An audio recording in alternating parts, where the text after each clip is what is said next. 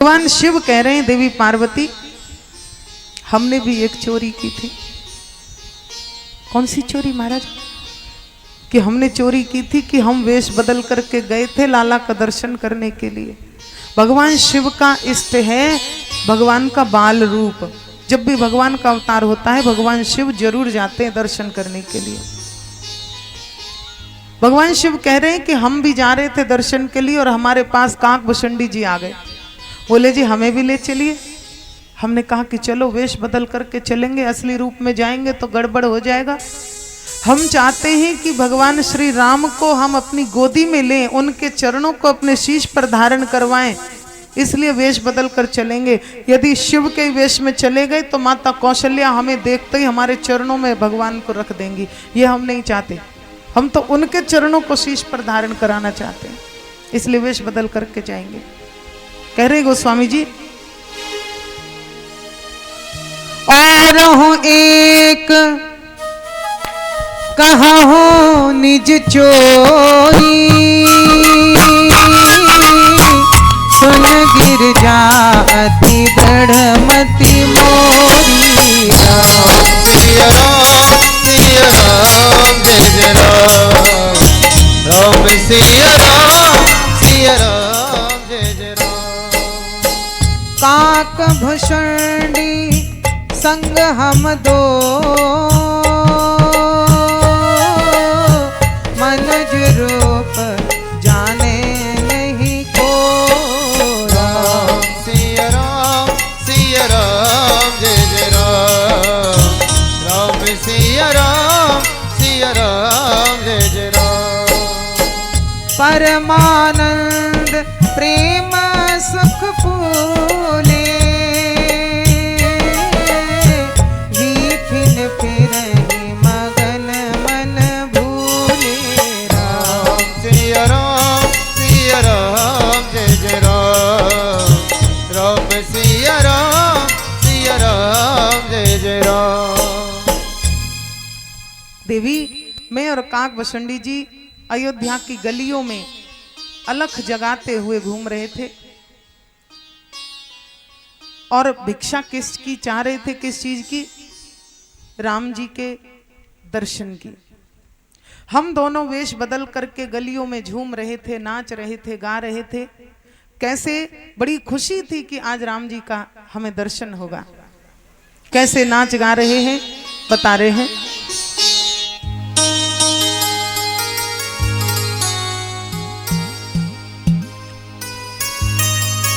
आइए भोलेनाथ के संग हम भी प्रयास करते हैं, एंट्री मिल जाए तो महलों में लाला के दर्शन की। ताली बजाते हुए भोलेनाथ के साथ अलख जगाते हुए चलते हैं मैया के महलों की तरफ। आज अयोध्या की गलियों में, आज अयोध्या की गलियों में नाचे जोगी मतवाला। आज अयोध्या की गलियों में नाचे जोगी मतवाला। अलख निरंजन खड़ा पुकारे, देखो दशरथ का लाला। अलख निरंजन खड़ा पुकारे, देखो दशरथ का लाला। आज अयोध्या की गलियों में नाच जोगी मतवाला। आज अयोध्या की गलियों में नाच जोगी मतवाला। अलख निरंजन खड़ा पुकारे, देखूंगा तेरा लाला। अलख निरंजन खड़ा पुकारे, देखूंगा तेरा लाला। ओम नमः शिवाय, हरि ओम नमः शिवाय। ओम नमः शिवाय, हरि ओम नमः शिवाय। आज अयोध्या की गलियों में नाच जोगी मतवाला। आज अयोध्या की गलियों में नाच जोगी मतवाला। हरि बोल।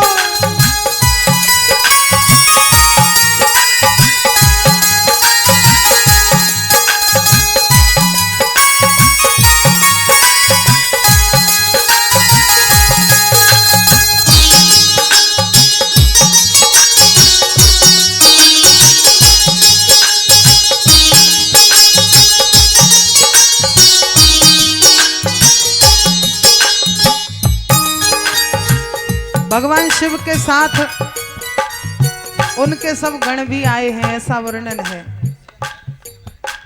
शैली श्रृंगी लिए हाथ में और डमरू त्रिशूल लिए, शैली श्रृंगी लिए हाथ में और डमरू त्रिशूल लिए।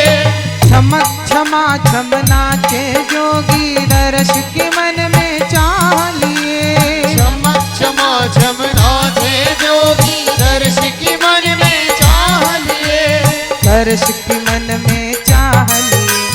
पग में घुंघरू छम छम बाजे, पग में घुंघरू छम छम बाजे, कर में जपते हैं माला। आज अयोध्या की गलियों में नाच जोगी मतवाला, अलग निरंजन खड़ा पुकारी, देखूंगा तेरा लाला। अलग निरंजन खड़ा पुकारे, देखूंगा तेरा लाला। विभो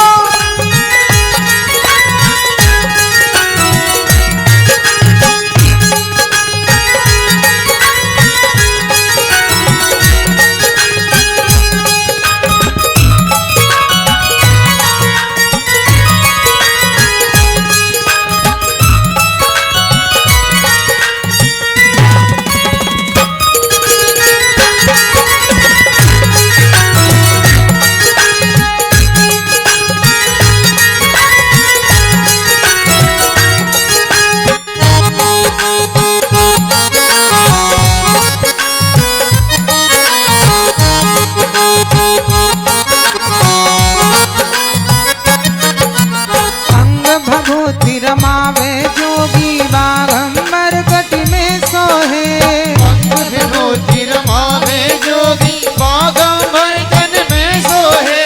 जटा जूट में गंग विराजे, भक्त जनों के मन मोहे। जटा जूट में गंग विराजे, भक्त जनों के मन मोहे।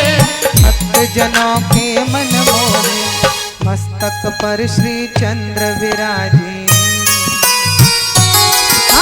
मस्तक पर श्री चंद्र विराजे, गले में सरपन की माला। आज अयोध्या की गलियों में नाच जोगी मतवाला, अलग निरंजन खड़ा पुकारे, देखो दशरथ का लाला। अलग निरंजन खड़ा पुकारे, देखो दशरथ का लाला। दियो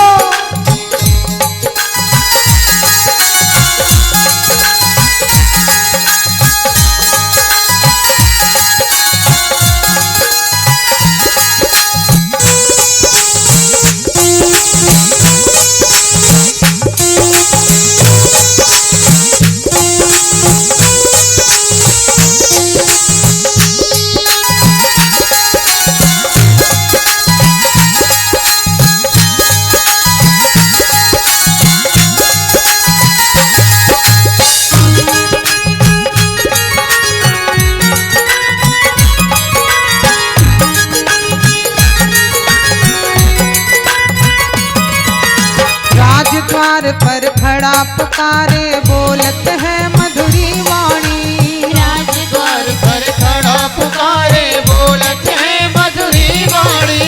अपने लाल को दिखा दे मैया, जोगी ने मन में ठानी। अपने लाल को दिखा दे मैया, जोगी ने मन में ठानी।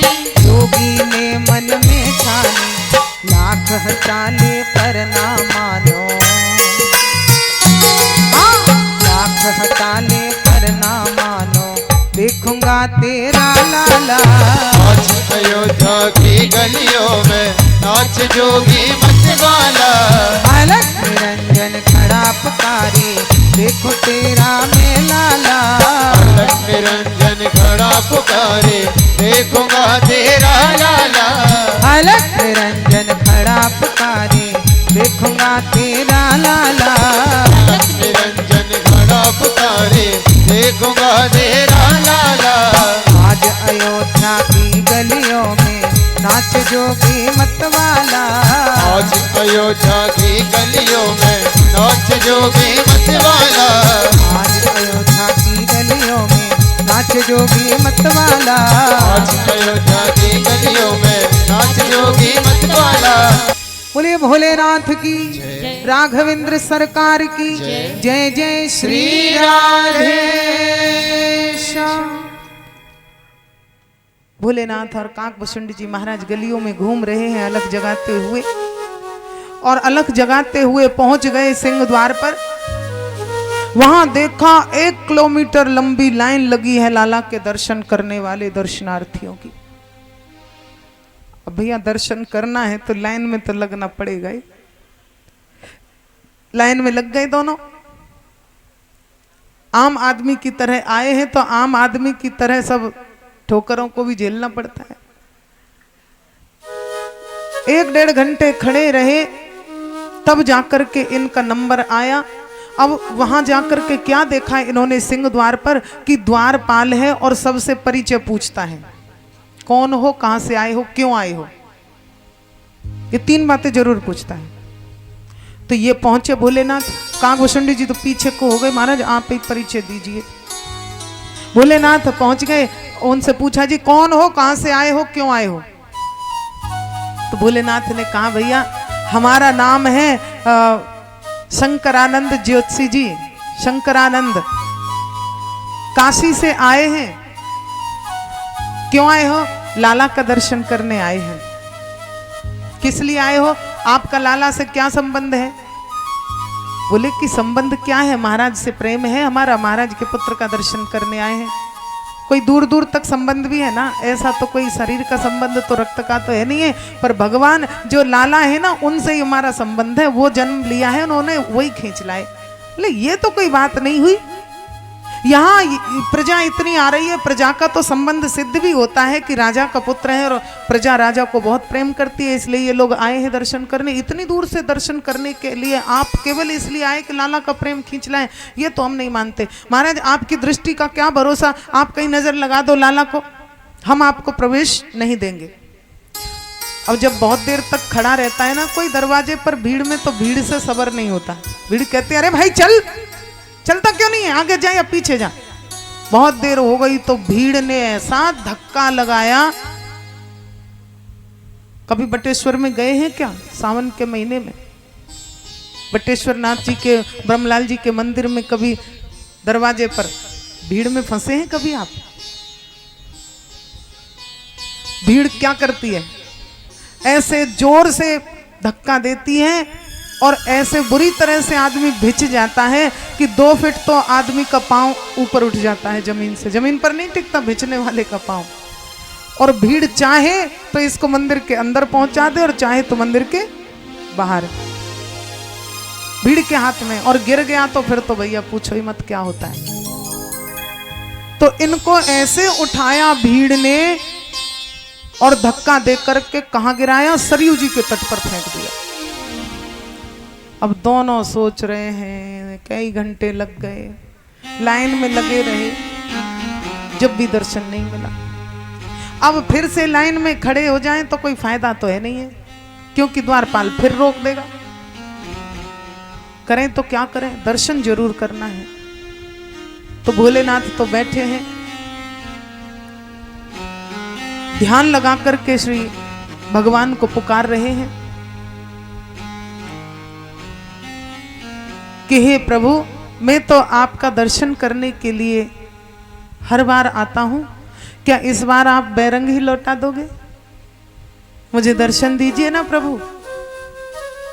इधर काकभूषुंड जी ने क्या किया, इन्होंने एक अपना दिमाग लगाया, बोले कि ऐसे बैठे बैठे काम नहीं चलेगा, गली गली में जाकर के अयोध्या की प्रचार कर आए कि किसी को अपने बच्चे का भविष्य दिखाना हो, उसकी नजर वजर उतरवानी हो, उसका भविष्य पूछना हो, तो बड़े विद्वान ज्योतिषी जी आए हैं, शंकरानंद नाम के ज्योतिषी जी, जो सरयू जी के तट पर रह रहे हैं, जिनको मिलना हो वो यहाँ संपर्क करें।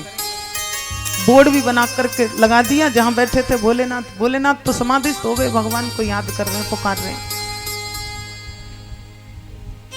भोलेनाथ भगवान से तन्मय होकर के प्रार्थना कर रहे हैं कि प्रभु आपको मुझे दर्शन देना ही होगा। मैंने तो अपनी तरफ से प्रयास किया, परंतु अब मेरा बस नहीं है। अब तो आप जाने, आपका काम जाने। किसी सूफी कवि ने कहा है कि जब प्रार्थना दिल से होती है तो भगवान सुनते हैं। कहा है, खुदा मंजूर करता है सदा जब दिल से होती है। खुदा मंजूर करता है सदा जब दिल से होती है। पर मुश्किल तो ये है कि ये बात बड़ी मुश्किल से होती है। भगवान जरूर सुनते हैं जब दिल से पुकारा जाता है, परंतु मुश्किल तो ये है कि दिल से नहीं पुकार पाते हम लोग। दिल से पुकारें तो भगवान कहीं दूर नहीं गए हैं, हमारे पास ही हैं, कहीं दूर नहीं है।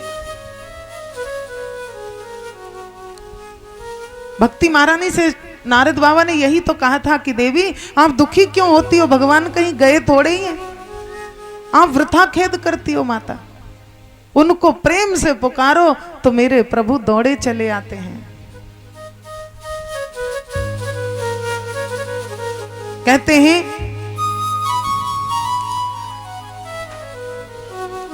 कि भगवान को जब आप दिल से पुकारते हो, जब करुण पुकार होती है तो सांवरा दौड़ा चला आता है।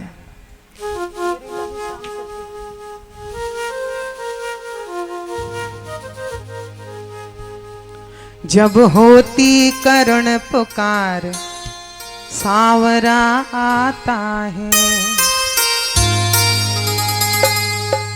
जब होती करुण पुकार सांवरा आता है।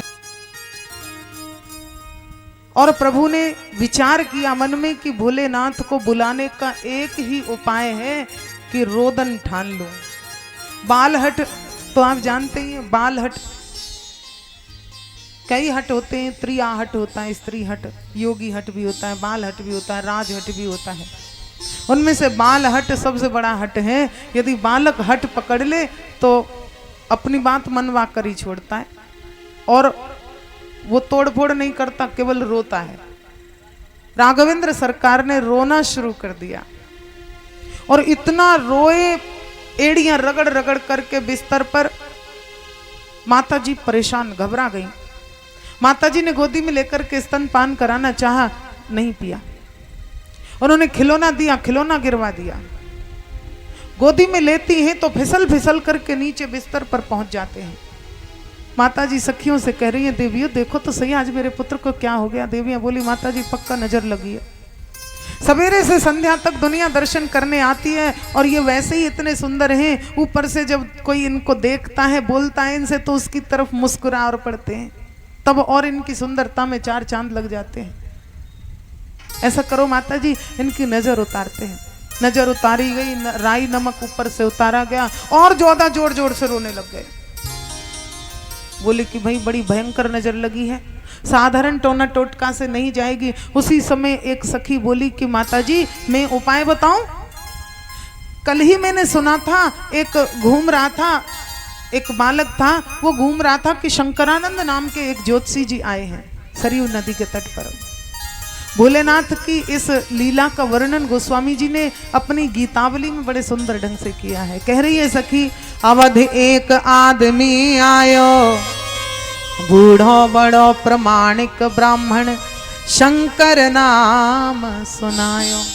माताजी शंकरानंद नाम के ज्योतिषी जी हैं, आप कहें तो मैं उनको बुला करके लाऊं? हाँ हाँ बहन जल्दी से जा। अब अंतरंग सखी, परिचारिका है, सेविका है, अपने चार चार बॉडीगार्डों को लेकर के चल पड़ी। ऐसा लगता है सेठानी जी जा रही हो।